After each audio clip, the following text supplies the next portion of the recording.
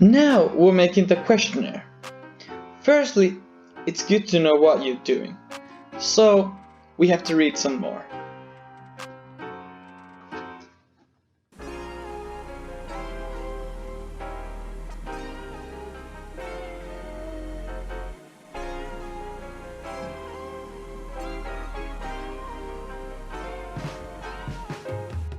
Okay, so now we know something about questionnaires and surveys, and I made a list of what kind of questionnaire I would like to make.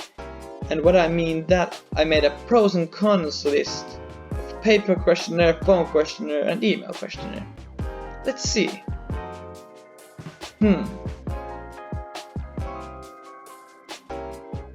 So now we've decided to make an email survey.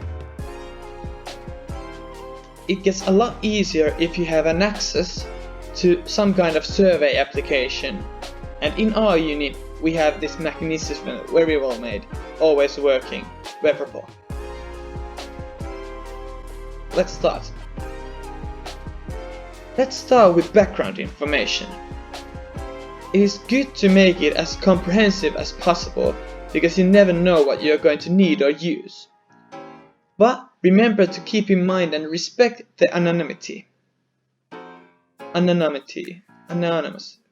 Remember to keep the respondents anonymous. Anonymity. Gender. Male. Female.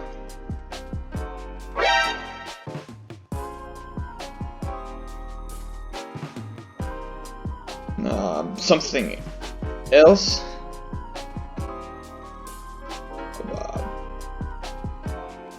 I don't want to answer. I don't know.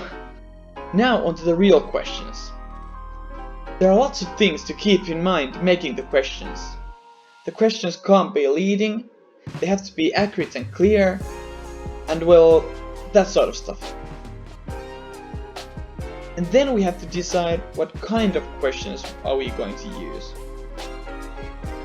We are going to use likert-scale because, well, I like it. It's common. Why not? Yeah, let's get to it. Lastly, it's good to give the respondents a chance to give feedback. Then remember to thank them for answering the survey. When the questionnaire is done, it's good to send it to your thesis advisor, uni friends, thesis group or someone for testing. And then we just have to wait.